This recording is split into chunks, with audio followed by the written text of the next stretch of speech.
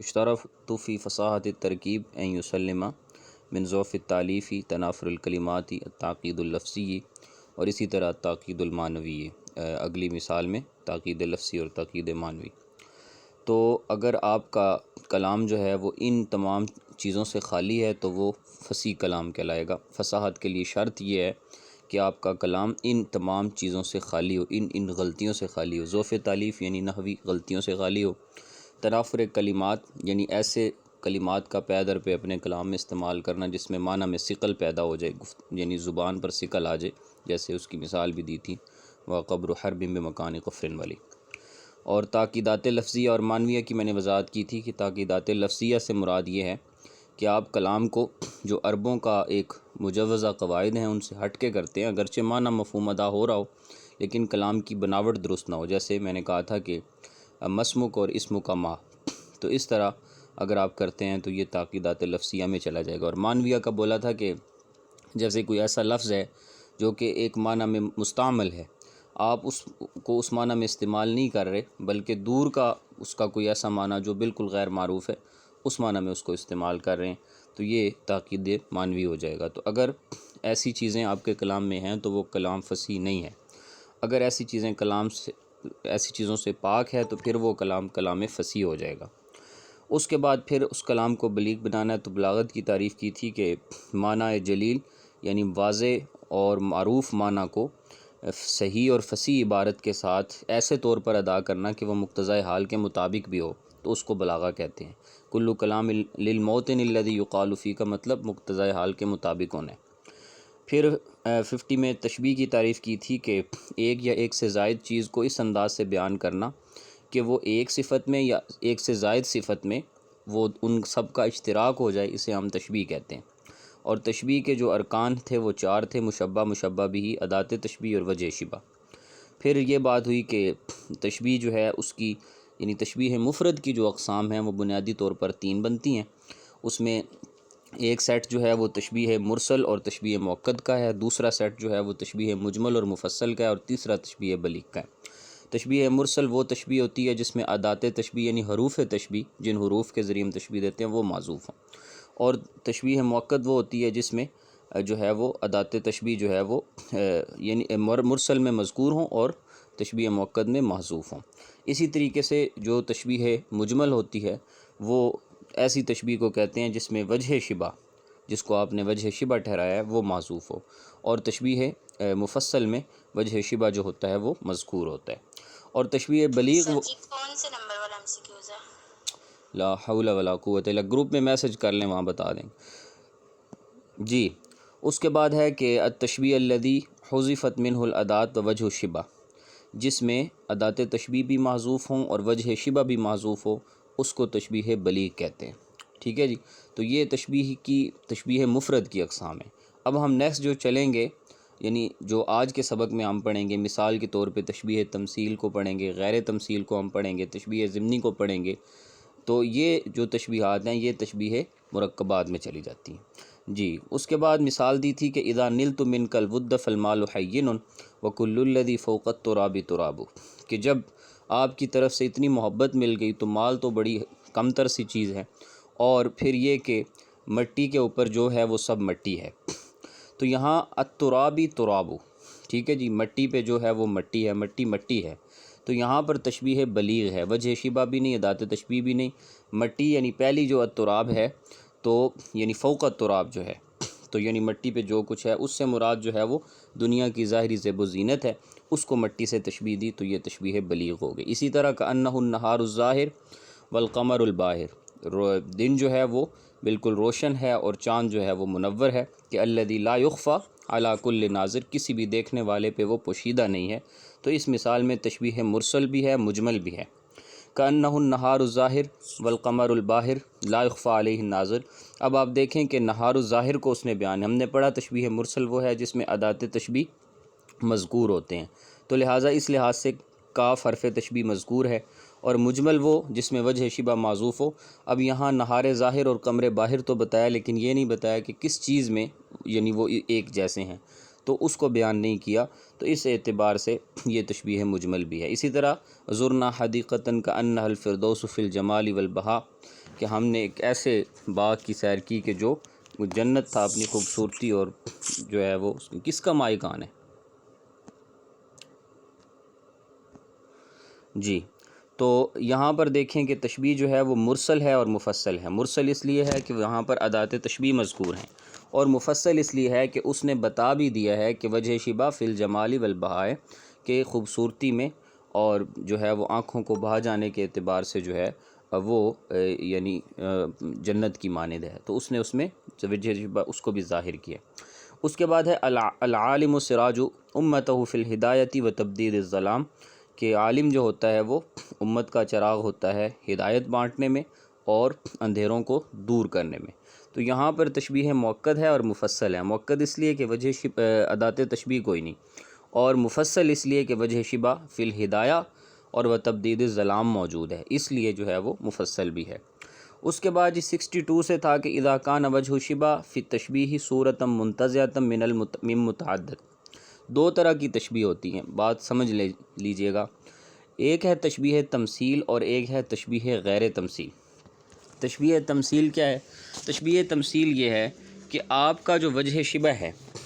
وجہ شبہ جو ہے وہ ایک چیز نہیں ہے، بلکہ وہ ایک ایسی بکھری ہوئی صورت ہے جہاں سے ہم نے سمیٹ کے اس کو جو ہے وہ وجہ شبہ قرار دینا ہے، وہ ایگزیکٹ وجہ شبہ نہیں ہے۔ جیسے کہ پچھلی مثالوں میں ہم دیکھتے آئے ہیں کہ ہمیں بالکل متعین وجہ شبہ ملتا ہے، ایسا نہیں ہوتا، بلکہ وہ صورہ منتزعہ ہوتی ہے، بکھری ہوئی صورت ہوتی ہے، چاہے وہ ایک چیز سے ہم اسے اخذ کر رہے ہوں یا مختلف چیزوں سے بنائیں، لیکن ہوتی وہ صورہ منتزعہ ہے، تو اس کو ہم وجہ شبہ قرار دیتے ہیں۔ تو ایسی تشبیہ تمثیل ہو جاتی ہے۔ تشبیہ غیر تمثیل میں کیا ہوتا ہے؟ تشبیہ غیر تمثیل میں جو وجہ شبہ ہوتا ہے وہ چیز ایک ہی ہوتی ہے،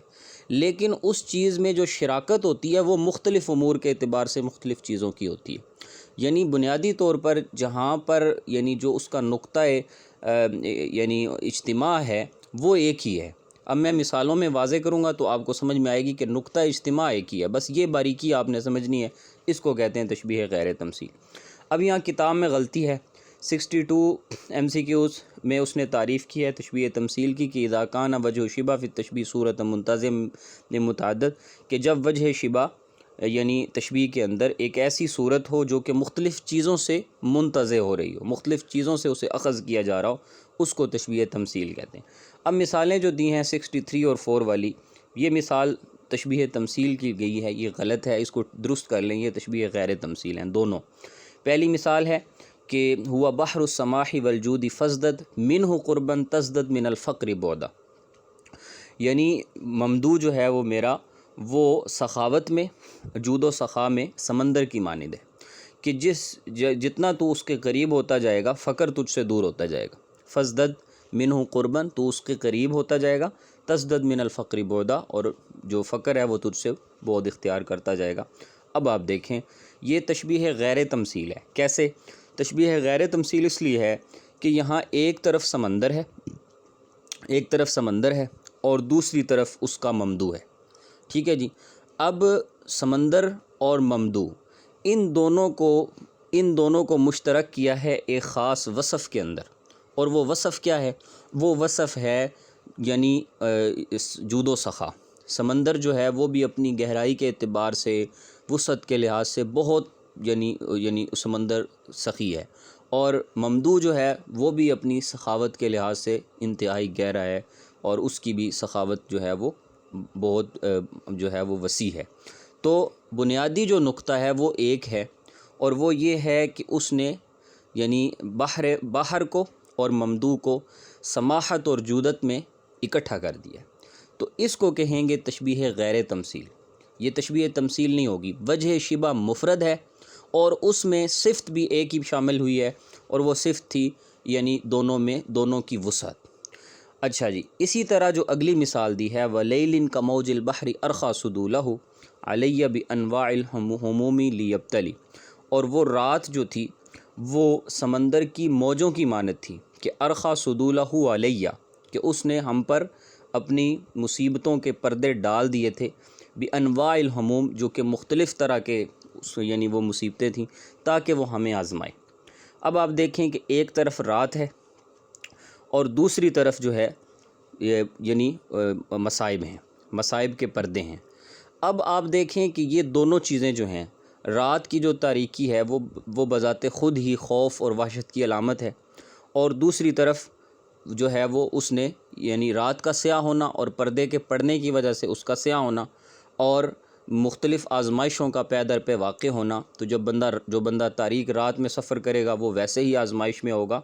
اور دوسری طرف اس نے جو ہے وہ سمندر کو لے لیا۔ اب سمندر کا پانی کالا، اس میں بھی تاریکی اور رات میں بھی تاریکی۔ اب دو چیزیں جو بنیادی ہیں وہ لیل ہے اور بحر ہے۔ تو لیل اور بحر کا جو وجہ شبہ ہے وہ شے واحد ہے، یعنی ان دونوں کی ہولناکی اور خوفناکی کا بیان ہے۔ اب اس میں اس نے جو صفات شامل کی ہیں وہ دو کر دیں۔ ایک تو یہ صفت کہ وہ اس کی یعنی ارخا صدولہ علیہ بانواع الحموم، یعنی جس طرح جو بندہ سمندر میں ہوتا ہے وہ مختلف طرح کے خطرات میں گھرا ہوا ہوتا ہے، اسی طرح یعنی وہ رات بھی ایسی تھی جو مختلف خطرات سے گھری ہوئی تھی اور اس میں ہر طرف سے خطرے ہی خطرے تھے، اور جو بندہ سمندر میں ہوتا ہے اس کی آزمائش ہوتی ہے کہ وہ اس سے زندہ واپس آئے گا یا نہیں۔ اسی طرح اس رات کی مثال تھی۔ تو وجہ شبہ جو ہے وہ خوفناکی اور ہولناکی ہے، وہ اس کی وحشت ہے، وہ اس کی سیاحت ہے، یعنی اس کا اندھیرا ہے کہ جس میں ان دونوں چیزوں کو اکٹھا کیا ہے۔ تو اس لحاظ سے یہ جو تشبیہ ہے یہ تشبیہ بھی تشبیہ غیر تمثیل ہے۔ اسی طرح اگلی جو مثال ہے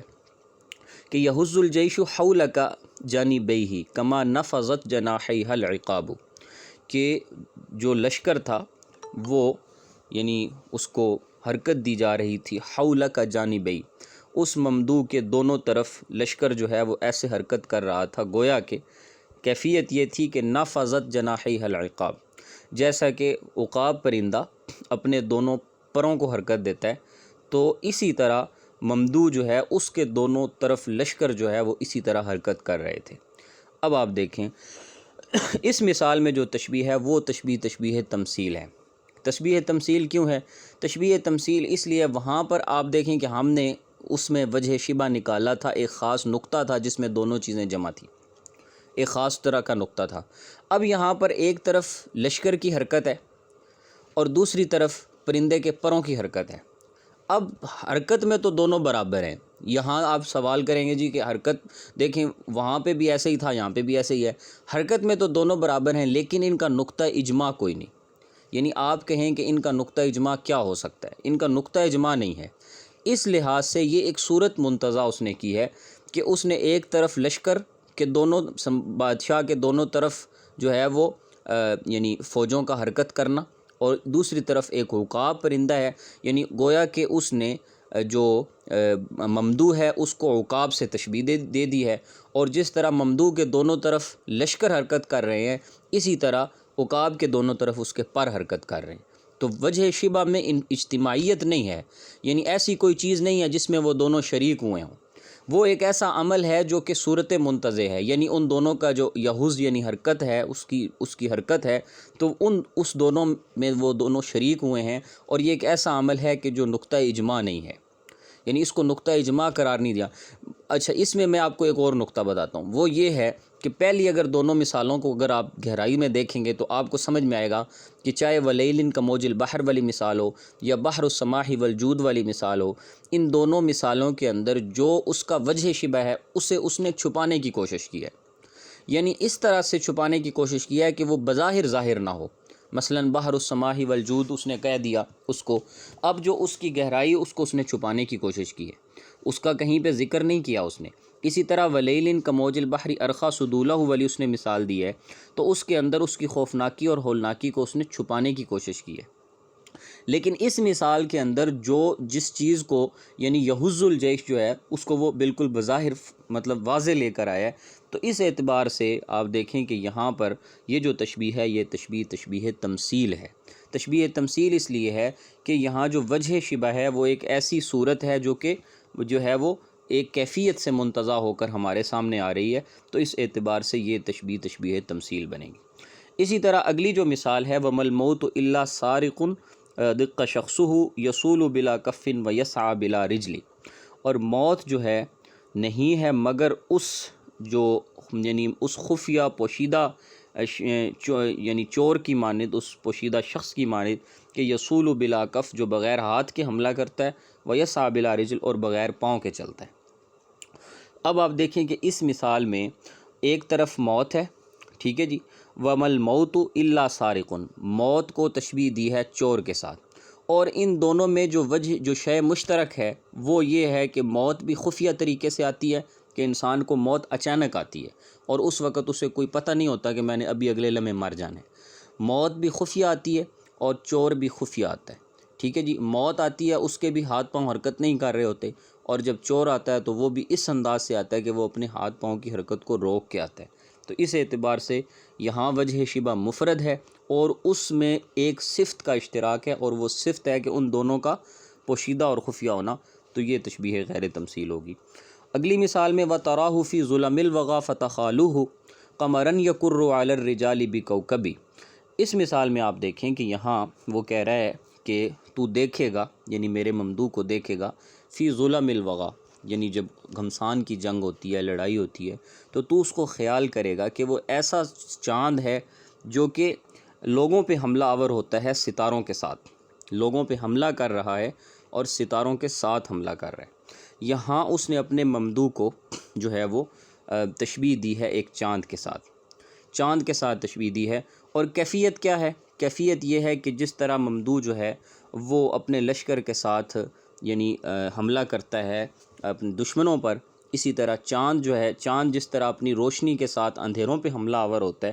اسی طرح جو ممدوح ہے وہ اپنے لشکر کے ساتھ لوگوں پہ حملہ آور ہوتا ہے۔ تو یہ ایک صورت منتزعہ تھی، جو اس صورت سے ہم نے جو یعنی وجہ شبہ ہے اس کو اخذ کرنے کی کوشش کی، تو ہمیں معلوم ہوا کہ اس نے ان دونوں کو آپس میں اس انداز سے ملایا ہے، تو یہ تشبیہ غیر تمثیل کہلائے گی، تشبیہ تمثیل کہلائے گی۔ 68 میں ہے جی کہ تشبیہ لا یوضع فیہ المشبہ والمشبہ بہ فی صورت من صور التشبیہ المعروفہ بل یلمحان فی الترکیب یسمى التشبیہ التضمنی، ایسی تشبیہ کہ جس میں مشبہ اور مشبہ بہ جو ہوتے ہیں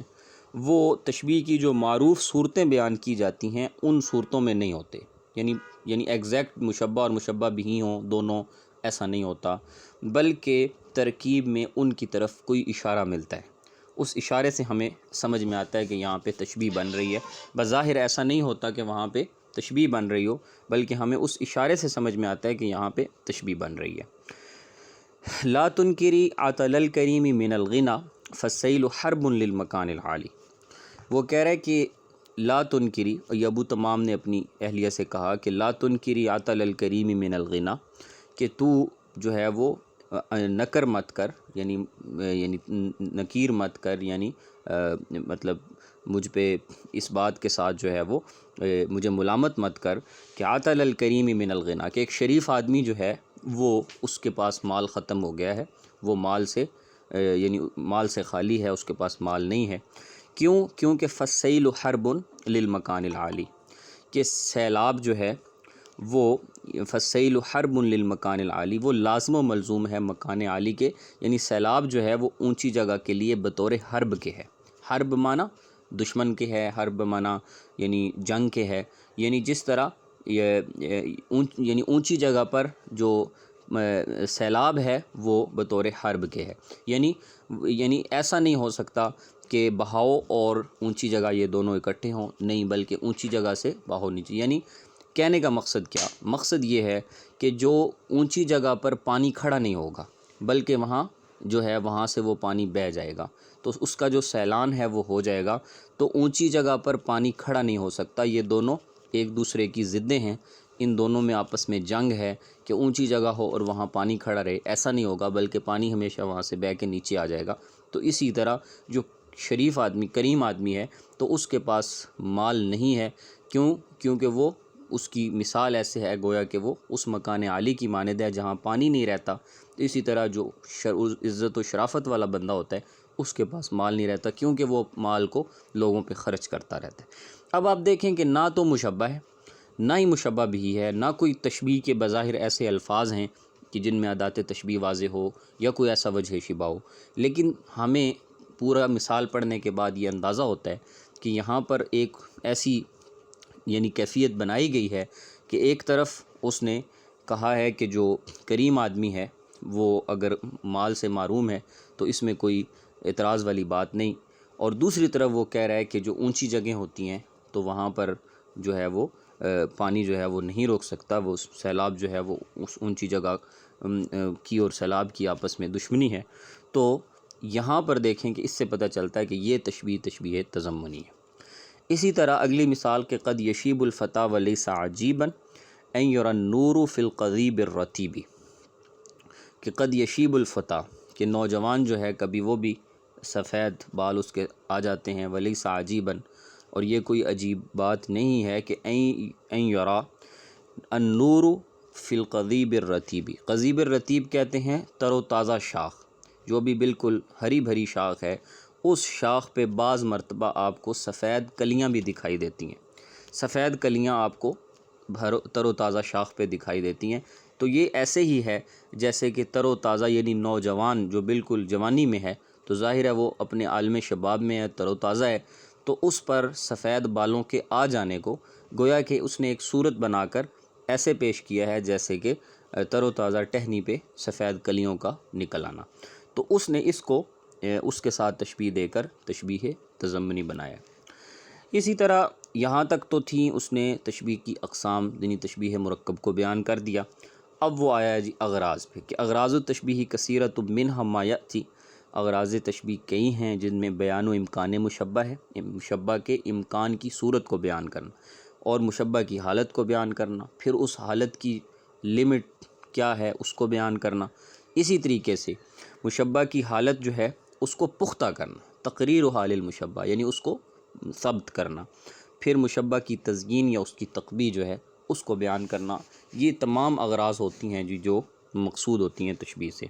مثال دی ہے کہ دان الی اید العفاة وشاسع عن کل ند فی الندى وضریب کالبدر افرط فی العلو وضوءہ للعصبۃ السارین جد قریب۔ دان الی اید العفاة وشاسع، دنا یدنو دنون سے بمانا ہوتا ہے قریب ہونا کسی نے، ٹھیک ہے جی، تو دان الی قریب ہوا وہ، الی اید العفاة وشاسع، ٹھیک ہے جی، العفاة وشاسع، عفاة و شاسع سے مراد یعنی حاجت مند لوگ جو کہ کتار بنائے اس کے قریب رہتے ہیں، جو یعنی وہ لوگ جو ہے وہ دان الی اید العفاة وشاسع، کہ وہ کہنا یہ چاہ رہا ہے کہ جو میرا ممدوح ہے وہ دان الی وہ بہت قریب ہے ان لوگوں کے جو کہ حاجت مندوں کے وہ ہاتھ جو اس کی طرف بلند ہو رہے ہیں تو وہ ان ہاتھوں کے بہت قریب ہے، وہ ان ہاتھوں کے بہت قریب ہے۔ عن کل ند فی ندا و ضریب، اب یہ ندا کہتے ہیں مجلس کو، ٹھیک ہے جی، وہ مجلس جہاں پہ مختلف لوگ بیٹھتے ہیں اور اپنی مطلب سرگوشی کرتے ہیں یا اپنا گفتگو رات کو جو مجلس لگتی ہے جس میں لوگ بیٹھتے ہیں آپس میں اس کو کہتے ہیں، اور ند کہتے ہیں یعنی ہم سر کو۔ تو وہ کہہ رہا ہے کہ عن کل ند فی الندا و ضریب، کہ جب ہم پلہ لوگوں کی مجلس لگتی ہے حالانکہ وہ اس ہم پلہ مجلس میں اپنے ہم پلہ لوگوں سے بہت دور ہے، کیونکہ صلہ عن لے کر آئیں، تو جب بھی عن کے ساتھ صلہ آئے گا تو اس کا مطلب ہوگا یعنی اس کو اس سے خارج کرنا، یعنی عن اس لیے لایا جاتا ہے تاکہ ہم یعنی جس کلام کو کہنا چاہ رہے ہیں اس کو باقی سے خارج کر لیں۔ تو میرا جو ممدوح ہے وہ ہم پلہ لوگوں کی مجلس میں جو لوگ ہیں ان سے حالانکہ یعنی برابری کے اعتبار سے بہت دور ہے، اگرچہ میرا ممدوح وہ حاجت مندوں کے ہاتھوں کے بہت قریب ہے، اور جو اس کے ہم پلہ لوگ ہیں یعنی جو دوسرے بادشاہ ہیں شہزادے ہیں ان سے وہ جو ہے وہ مرتبت مقام کے اعتبار سے بہت دور ہے۔ عن کل ند فی الندا و ضریب، آگے وہ اب اس نے ایک بات کی ہے تو اس سے یہ سوال پیدا ہوا کہ وہ حاجت مندوں کے ہاتھوں کے قریب ہے اور باقی بادشاہوں کی ہمسری سے دور ہے، تو اب اس نے اس پہ دلیل دی ہے، یعنی اپنی بات کو مشبہ کا جو یہ جو امکان ہے اس امکان کو بیان کیا ہے کہ یہ کیسے ایسا ہو سکتا ہے، تو اس نے اس کو بیان کرنے کے لیے یوں کہا کہ جیسے کالبدر افرط فی العلو و ضوئہ، جیسے کہ جو بدر منیر ہے وہ افرط فی العلو و ضوئہ، کہ وہ اپنی علو شان میں یعنی اونچائی میں اور اپنی روشنی میں بہت دور ہے، افرط ہے بہت دور ہے،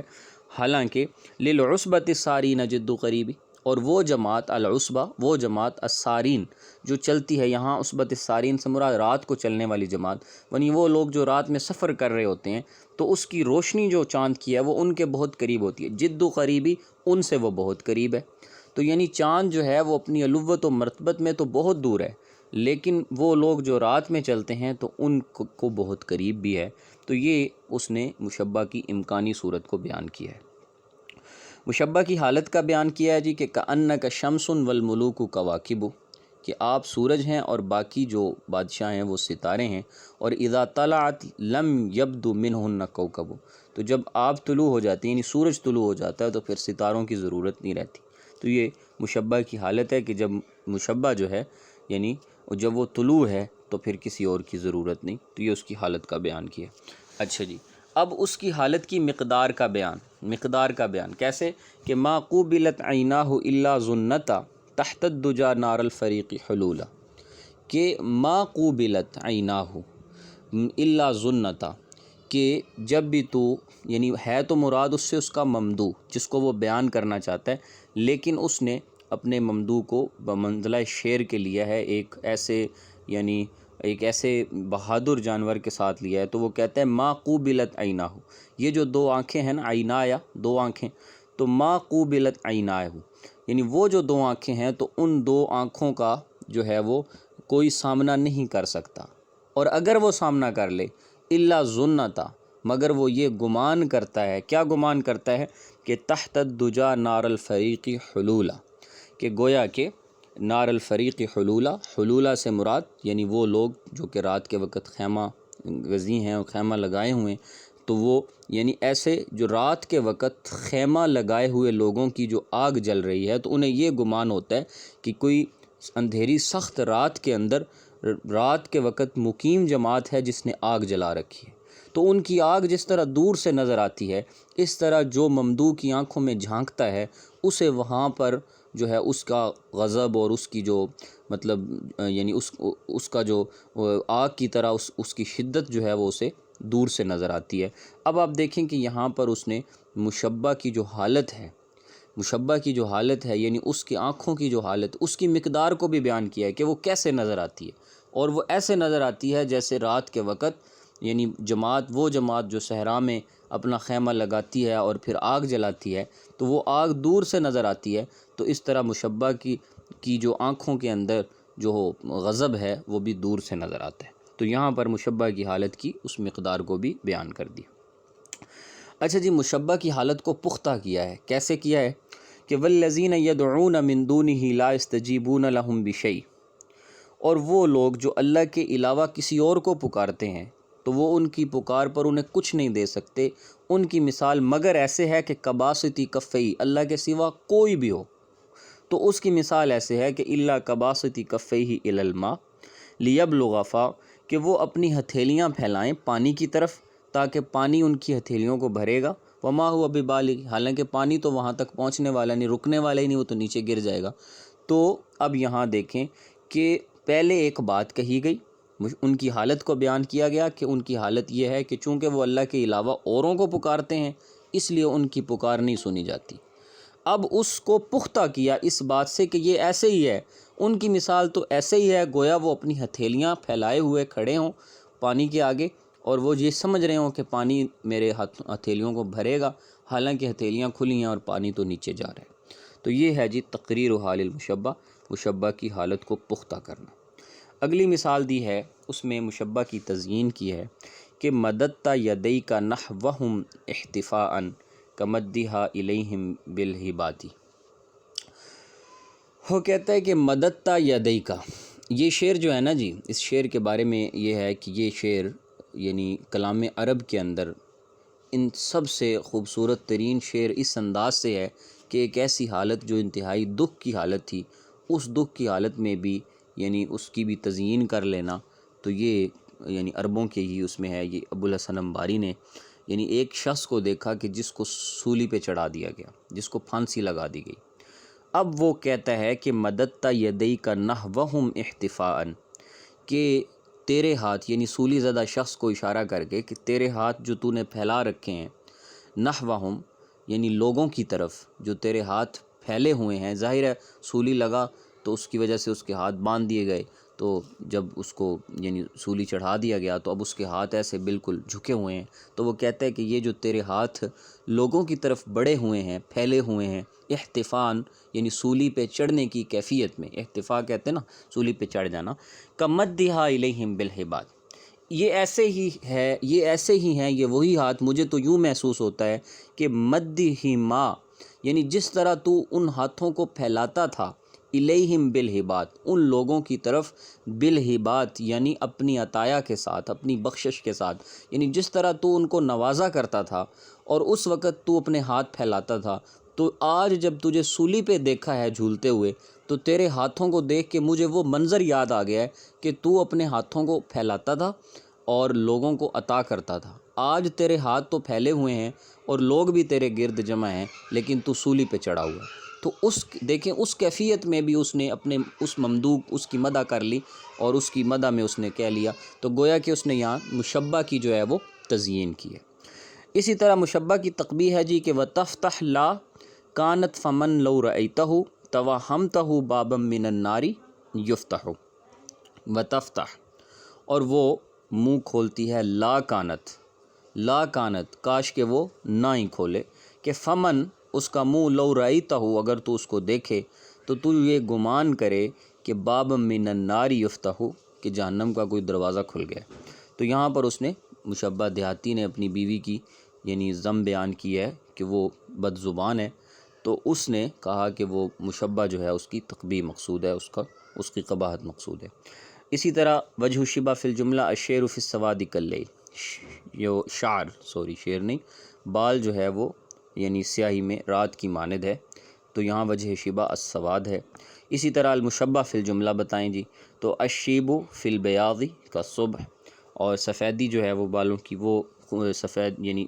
سفید بال جو بڑھاپا جو ہے وہ سفیدی میں صبح کی مانند ہے، تو یہاں پر الشیب جو ہے وہ مشبہ ہے۔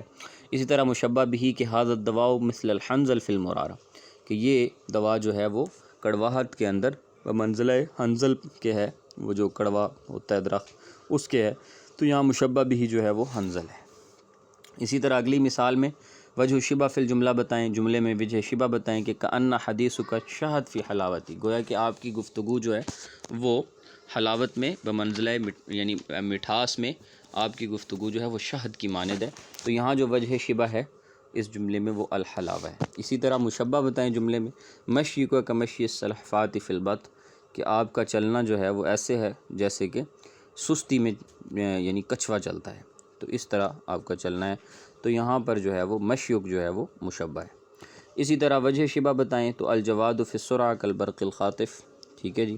تو یہاں یعنی جو تیز رفتار گھوڑا ہے وہ یعنی تیزی میں اپنی سرعت میں ایسے ہے جیسے برق خاطف ہوتی ہے، یعنی اچک لینے والی جو بجلی، آسمانی بجلی جب پڑتی ہے تو وہ کیفیت ہے، تو یہاں السرعہ جو ہے وہ وجہ شبہ ہے۔ اسی طرح مشبہ بھی بتائیں جملے میں تو عضلہ کالحدید فی الصلابہ، کہ اس کا جو یعنی اس کے جو مضبوط یعنی اس کے جو مسلز ہیں وہ لوہے کی مانند ہیں، صلابت میں، مضبوطی میں، پختگی میں، تو یہاں پر الحدید جو ہے وہ مشبہ بھی ہے۔ ان السیوف مع الذین قلوبہم کقلوبہن اذا التقى الجمعان، کہ تلواریں جو ہیں، بے شک تلواریں، مع الذین قلوبہم، وہ تلواریں کہ جن کے ساتھ دل بھی ملے ہوئے ہوتے ہیں، یعنی ہمت کے ساتھ جو لوگ تلوار اٹھاتے ہیں، تو کقلوبہن اذا التقى الجمعان، تو وہ ایسے ہی ہیں جیسے کہ ان کے دل اذا التقى الجمعان، کہ جب دونوں گروہوں کی لڑائی پڑ جائے تو وہ تلواریں بمثل ان دلوں کے ہیں کہ جو دلیں ہیبت اور قوت کے لحاظ سے مضبوط ہیں، تو اسی طرح ان تلواروں کی مثال بھی وہی ہے کہ تلوار وہی لوگ اٹھا سکتے ہیں جو ہمت اور حوصلے والے۔ تو یہاں تشبیہ مرسل اور مجمل واضح ہے، اور پیچھے آپ اس میں سے نکال لیں گے آسانی سے۔ فاعلت بنا فعل السماء بارضہ خلاء الامیر وحقہ لم نقصہ، کہ فاعلت بنا فعل السماء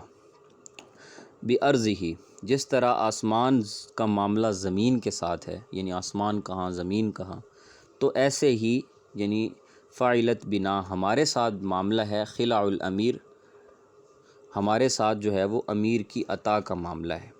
اور حقیقت یہ ہے کہ وحقہ لم نقضہ، کہ امیر کا جو حق ہے ہم اس حق کو پورا کر ہی نہیں سکتے۔ تو یہاں پر تشبیہ بلیغ ہے، وجہ شبہ بھی نہیں ہے اور ادات تشبیہ بھی نہیں ہے۔ آگے ہے جی ولا کتب الا المشرفیۃ عندہ ولا رسل الا الخمیس العرمرم، کہتا ہے کہ ولا کتبہ، اور جو ہے وہ اور خطوط جو ہیں وہ نہیں ہیں ہمارے پاس خطوط الا المشرفیۃ عندہ، مگر ہمارے پاس تو چمکتی ہوئی تلواریں ہی ہیں، ولا رسل، اور ہمارے پاس قاصد نہیں ہیں، مگر الا الخمیس العرمرم، مگر ہمارے پاس جو ہیں وہ کیا ہیں جی؟ بہترین لشکر ہیں۔ تو یہاں بھی تشبیہ بلیغ ہے۔ اسی طرح اللہ کا سیرت کا صحیفۃ الابرار طاہرۃ النقیہ، آپ کی سیرت جو ہے وہ صحیفہ نیکوں کے اس صحیفے کی مانند ہے جو پاک بھی ہے اور نقی بھی ہے، پاک کرنے والا بھی ہے۔ تو یہاں پر بھی تشبیہ مرسل و مفصل ہے، یہ نکال لیجئے گا، آسان ہے۔ المال سیف نفعا وضرا، مال جو ہے وہ تلوار کی مانند ہے نفع اور نقصان دینے میں، یہاں پر بھی تشبیہ مؤکد و مفصل ہے۔ وَلَهُ الْجَوَارِ الْمُنْشَآتُ فِي الْبَحْرِ كَالْأَعْلَامِ، اور وہ جوار المنشآت یعنی وہ بڑے بڑے بحری بیڑے، جوار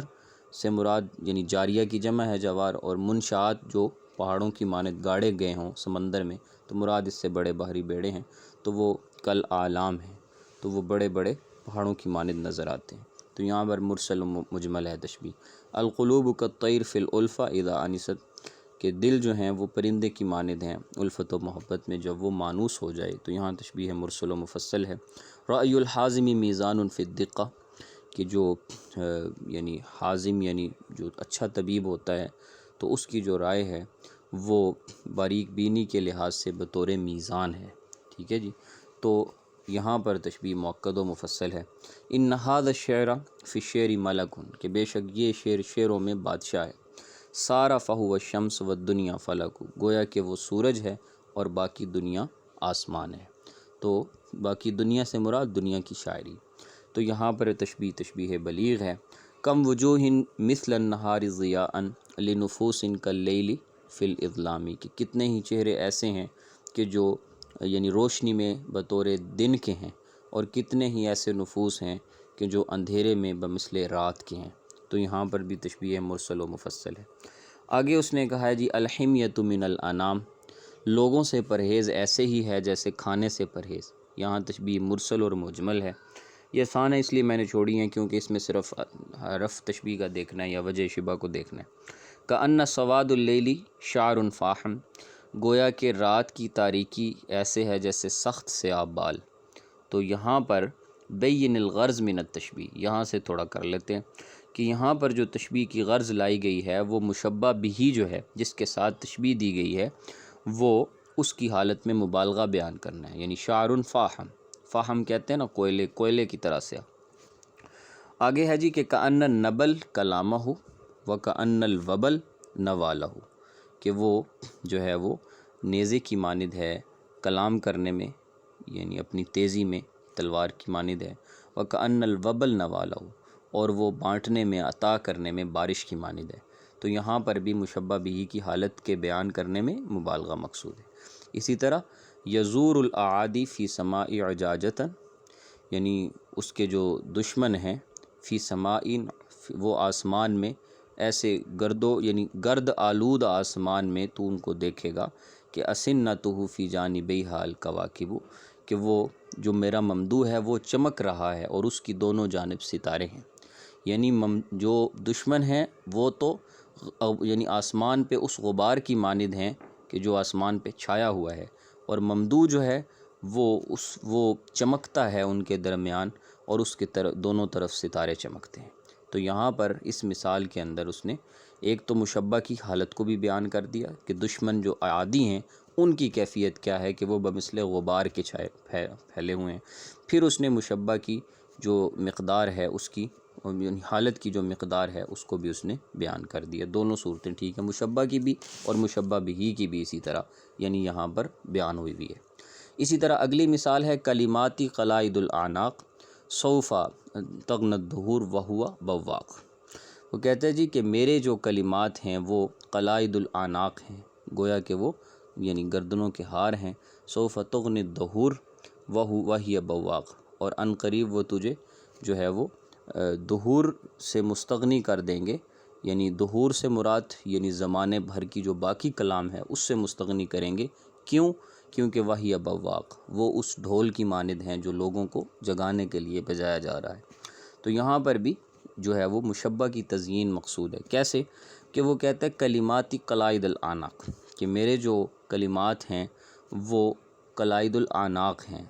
تو وہ اپنے کلمات کی اصل میں تزیین چاہ رہا ہے، کہ اس کی دلیل یہ ہے کہ اس نے یہ کہا کہ میرا جو کلام سن لیتا ہے اسے زمانے کے کلام کی حاجت نہیں رہتی، اور میرا کلام جو ہے وہ بواق بھی ہے۔ ٹھیک ہے جی، بوک سے ہے یہ، یعنی وہ چیز جس کو بجایا جائے۔ تو یہاں مشبہ کی تزیین مقصود ہے۔ اسی طرح وجہہ صبح، اس کا چہرہ جو ہے وہ صبح کی مانند ہے، ولیکن سائر الجسم ظلام، لیکن باقی جسم اس کا جو ہے وہ ظلام کی مانند ہے، اندھیرے کی مانند ہے۔ یہاں پر جو ہے وہ مشبہ کی جو حالت ہے اس کی مقدار کا بیان ہے، کہ مشبہ کی اس کا جو چہرہ ہے وہ تو صبح کی مانند ہے، لیکن اس کا باقی جسم جو ہے وہ اندھیرے کی مانند ہے۔ تو یہاں مشبہ کی حالت کو بتایا کہ اتنا حصہ اس کا چمکتا ہے، اتنا حصہ اس کا تاریک ہے۔ تو یہاں 101 تک ہو گیا جی۔ آگے نیکسٹ جو ہے وہ حقیقت اور مجاز کی بات شروع ہو رہی ہے انشاءاللہ۔ کل کوشش یہی ہوگی کہ کل دن میں ہم جلدی سے پڑھ لیں، آپ لوگ کوشش کیجئے گا جو لوگ آنا چاہیں گے،